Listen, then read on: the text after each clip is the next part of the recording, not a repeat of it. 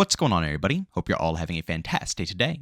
Now, today's video is going to be absolutely insane because Dr. Disrespect is going to basically single-handedly change the whole first-person genre as we know it. And I guess you could say extraction genre, but really, realistically, it's the whole FPS genre. This is going to be absolutely mental with what he's actually planning for his game. Of course, the community is split 50-50, but we're going to go ahead and discuss each side. But very quickly, before we go ahead and hop into this specific topic here, I do want to apologize. The finals came out, the brand new season for Halo Infinite has come out. I haven't been able to get a beta code for the finals, but I finally just went ahead and got one. So I'm going to be trying that game out today on live stream. So if you guys want to see my opinions on this before I make a video about that tomorrow, then by all means tune into my stream. The link to that is down in the description of this video. And also the day after, I'm going to be checking out the brand new Halo season. Like I said, Halo Infinite, checking out all the content in that game. Once again, we're going to post a video later on in this week. But of course, if you want to see behind the scenes, chat it up with me, or even squad up with me, since we always do open lobbies, the link to my stream is down in the description of this video. Now, like I said earlier, I completely understand that the opinions are going to be split across the board, and to be honest with you, I am a little bit more negative than positive about the information I'm about to state here, but at the same time, I can see where a lot of people are excited, and I do see where all the potential lies. Now, of course, you guys already know, Dr. Disrespect has always been pushing NFTs pretty heavy when it comes to his brand new game. Now, I'm not personally a guy who's really into NFTs. I don't really blame anybody if you are. If you enjoy that stuff, then so be it. I'm more into the markets. That's my type of deal. But if you like NFTs, if you know how to play with them, work with them, then by all means, you do your thing. But incorporating them into games sounded funky, and I don't really think anybody understood what the heck he meant when he was saying that he's incorporating these things into a video game, Nobody likes them to begin with. Everybody already thinks of them as an absolute scam. So, the last thing you want to do is mention that you're going to be working on NFTs and mixing them within your game.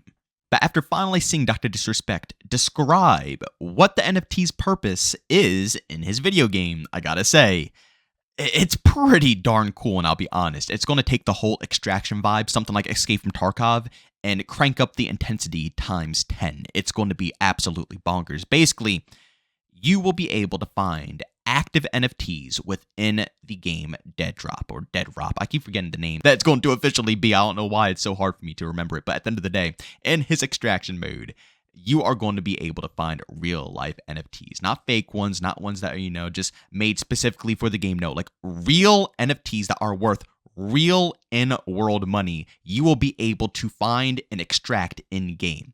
Now, like I said, this to me personally is just the coolest thing in the world. And that's coming from someone who's not even a big fan of NFTs because there is no entry price to have to go ahead and get those NFTs. The reason why I never really dabbled in that stuff is, once again, just like all of you guys, you have to buy them, you have to purchase them, you have to flip them, you got to trade them, There's a process to you having to do it, which a lot of people thought was a scam, so they all avoided it. But if you're getting handed free stuff, free NFTs, and all you have to do is just take it to the marketplace and flip it, which is exactly what's going to be going on with this game, then shoot, by all means. That's fantastic. It doesn't matter if you like NFTs or hate NFTs. It doesn't matter if you think they're a scam. If they're a scam, then guess what? You don't lose anything. You didn't pay for it, And if you get scammed out of the NFT that you have, it's not like like I said, it's nothing to lose whatsoever.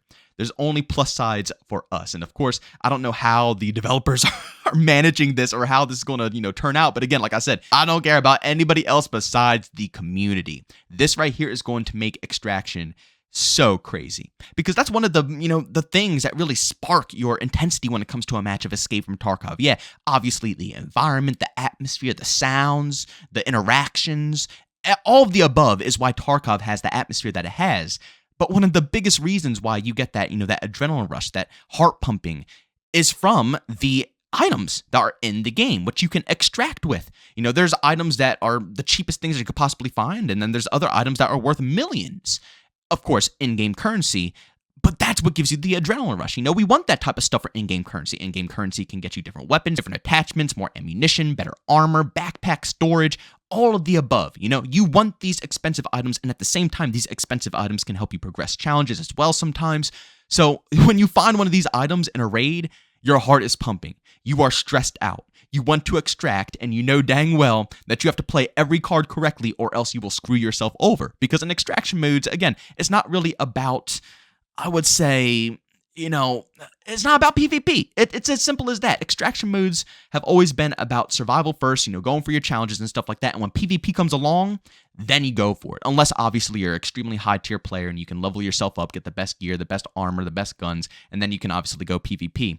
But at the end of the day, I would personally say that it's always survival first. That's what makes the intensity of it so great. That's why Battle Royale was so popular back in the day for me personally when PUBG and H1Z1 were coming alive. Because, yeah, you could kill hunt, but at the end of the day, it had a nice survival feel to it. That's what got your adrenaline pumping. It was just absolutely addicting. And now, transferring these items, because of course there's still going to be items in the game that are just going to be worth in-game currency, just like any other extraction shooter. But now having items that are now worth real-life currency, like I said, that is going to be mental when you actually find an item like that. You look up, how much this item is going to actually be, and you see it's going to be a fortune. You best believe that match you're in is going to be the most intense match ever. But even though all this information sounds amazing, and I can't wait to see what this is going to be like, at the end of the day, I have to say there's way more cons than pros when it comes to this overall situation here. I mean, first and foremost, there's going to be real money tied to the overall situation here, which is going to get real emotions out of your individual players. You're going to get a lot more crankier of a player base than a happy one, I'll be honest. In extraction modes, they're already known for a pretty cranky player base because, those modes are very intense and, you can lose everything in the blink of an eye. So it brings out the worst of people. But adding real money items on top of that, I understand we're not coughing up cash for it, but at the end of the day, trust me, people are going to get emotional over this stuff. I won't personally, trust me, I don't get that attached to stuff. It will definitely get me emotional in the moment. I might, get salty in the game, but it's not going to, leak over into my real life or leak over into problems that I have to, scream at the developers or something. I'm just saying that for the mass majority, people are probably going to take this a lot worse than good when they start dying quite frequently with these high-priced items. Number two, like I said a little bit earlier, one of the main ways a lot of sweats play extraction modes is they just simply play throughout the whole experience. They grind all of their challenges, they max out the game, and then they're at the end game, basically, until the game gets completely wiped. And all they have to do is just use the best equipment, the best gear, the best weapons, all of the above, which is going to make it absolute hell again for individual players who are hopping into the experience to actually be able to want that type of stuff, to get that type of stuff, because trust me, if players know that there is a possibility of a high-priced item spawning every single time they go into a raid, you best believe people are coming in decked out. Nobody's going to be goofing around. Nobody's going to be coming in with small kits.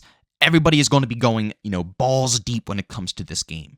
And, of course, when you first start off, it's not going to be like that, especially when the game first releases, everybody across the board will be even. But as the game evolves, as it becomes, something that's more relevant, as years go by, there's going to be a hardcore, dedicated fan base who plays this game on the regular that's going to make it very hard for newcomers to want to enjoy the game. Because even in Tarkov, if you reach the end game, yeah, you can go in PvP and stuff like that. Yeah, you can bring in the best gear, but not everybody always does that. There's options. They might just want to goof off and have a good time. But in a game where you can get real money, trust me, nobody's going to be goofing. There's going to be no such thing as goofing off in this game with real money involved. You know what I'm saying? If every raid gives you the potential of even getting $10-$20, it doesn't have to be a big NFT. It could be $10-$20 you can get.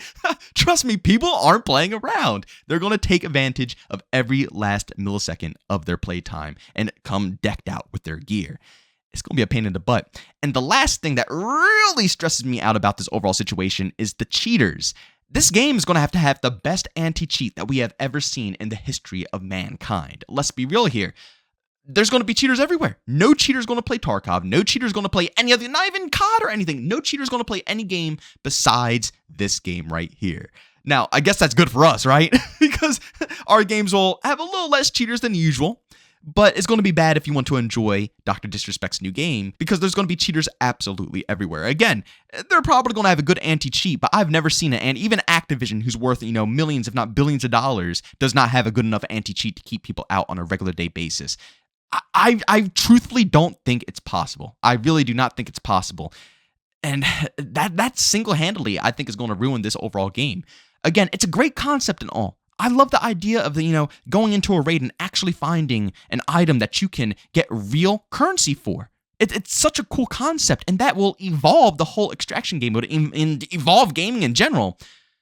But it's very unsafe right now. And it's very uncertain how the future is going to pan out because of the cheater situation. Cheaters aren't going away. The industry is only growing. It's only getting bigger. So realistically, until all these cheat providers get taken down, the chances of a non-cheating game is non-existent, especially one that will incorporate ways to make real money. But Ladies and gentlemen, thanks so much for checking out this video. If you enjoyed it, make sure to leave a like. If you hate it, leave a dislike. Also, for brand new, enjoy the content, subscribe at that notification button. Also, want to chat me, there's two ways to do so. I have Twitter and Discord, both linked down in the description. And also want to catch me live streams of video games over on Twitch. Link that is in the description as well. But guys, thanks so much for tuning in. See you on the next one. Peace out.